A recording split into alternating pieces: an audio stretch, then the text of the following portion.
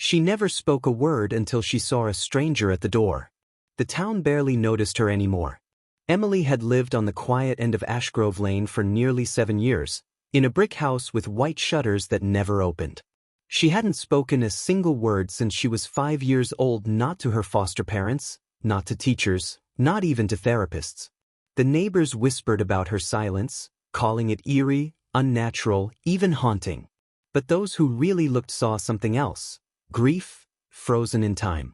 Inside the house, the air always felt a little too still, like it was waiting for something to happen. Emily's foster mom, Claire, had tried everything: art therapy, animals, gentle conversation, even music. But Emily's voice remained buried somewhere deep, unreachable. At school, she was the girl who sat alone in class, scribbling dark, vivid drawings in the margins of her notebook. They were always the same: a shadow standing in a doorway, a face half hidden, and a little girl hiding behind a bed. No one ever asked what it meant. No one really wanted to know. But all of that changed one cold October afternoon. It was just after 4 p.m. when the doorbell rang. Claire was in the kitchen, stirring a pot of soup, when she heard it. Emily had been sitting by the window, as she often did, staring blankly at the gray sky. Claire wiped her hands and went to the door, expecting a delivery. But when she opened it, her breath caught. A man stood there. Tall, mid-50s, dark coat, and a face that seemed vaguely familiar in the way nightmares do when you wake up. "I'm looking for Emily," he said, voice calm. Claire froze. "Who are you?" The man smiled faintly. "An old friend." Behind her, Emily had risen. Her small frame now stood in the hallway. Her wide eyes locked on the man's face. Then something impossible happened. Emily took one step forward and whispered one word. No. It was barely audible. A breath. A shiver in the air.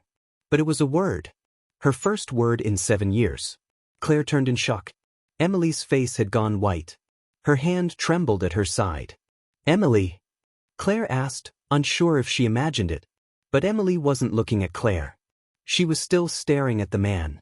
And in that stare was something raw and ancient: fear. Later that night, Claire sat with Emily, trying not to overwhelm her. She asked softly, "Who was that man, sweetie?" Emily didn't answer, but she picked up a crayon and began to draw. She sketched a small house. A room with a door slightly ajar. A man's silhouette in the doorway. A little girl hiding under a bed. Then she drew a symbol on the man's shirt. A badge. Claire's heart sank. The man wasn't just a stranger. He was a figure from Emily's past. The next morning, Claire took the drawings to the police. What followed was a chain reaction. An officer recognized the badge design. It was from a small-town sheriff department over 200 miles away. A former officer had disappeared from the force after being accused of child abuse but was never charged. The case had gone cold. Until now.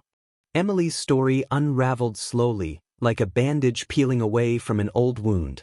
With therapy and protection, she began to speak in fragments. Words came like raindrops, scattered but real: basement, dark, hide, screaming. Each word painted a picture. With Claire's help and mounting evidence, authorities arrested the man. He had changed his name. Started over. But Emily remembered everything. The trial made national headlines. A town that had once looked away now had to look directly into its own darkness.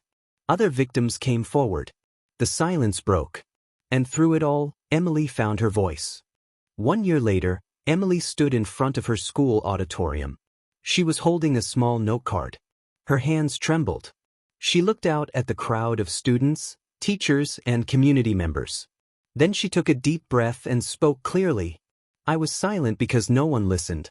Now I speak so no other child has to be." The audience rose to their feet. Behind her on the projector screen was one of her drawings. A door. Open. And light pouring through. The past had taken her voice. But the truth gave it back. And this time, the world was listening.